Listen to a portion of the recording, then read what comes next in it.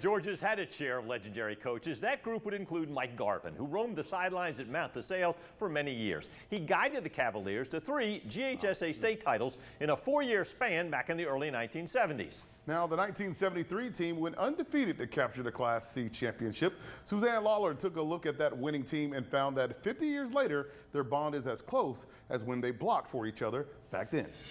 Whatever you did, you had to go 110%. And we respected that.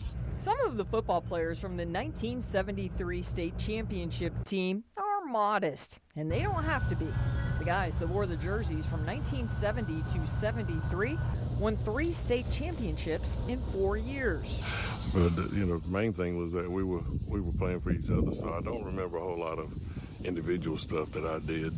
In these old photos, Robert Slocum always had the rock tucked under his arm. That season, he'd got just over 1,200 yards. He went on to become Mount DeSales football coach, athletic director, and his accomplishments hang on the Cavalier Hall of Fame. In fact, the only other football title the school has from 1996, he was calling the plays as head coach.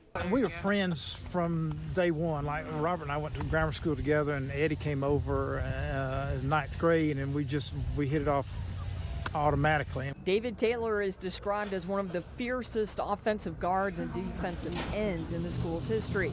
But he moved away from the pigskin and came back to Mount DeSales on the pitch as an assistant coach. When we won the state championship and got in the locker room. What was that like? Oh, it was, I couldn't explain it. That was, at the time, the best moment in our lives, I think. Eddie, Josie, and the other Cavs don't brag much about the past on this 50th year anniversary, but they do reflect on how 5 decades ago things looked and felt much different than athletics today. Here's an example. They never got rings. We got a little gold football. How big was it? About that big. and we practiced on a field about 1/10 of this. And we got 1 water break for a 2.5-hour practice. Yes, and a half-century later, those mammoth Mount DeSales accomplishments still get a prime space in the field house, so today's generation can appreciate the past. Suzanne Lawler, 13 WMAZ Sports.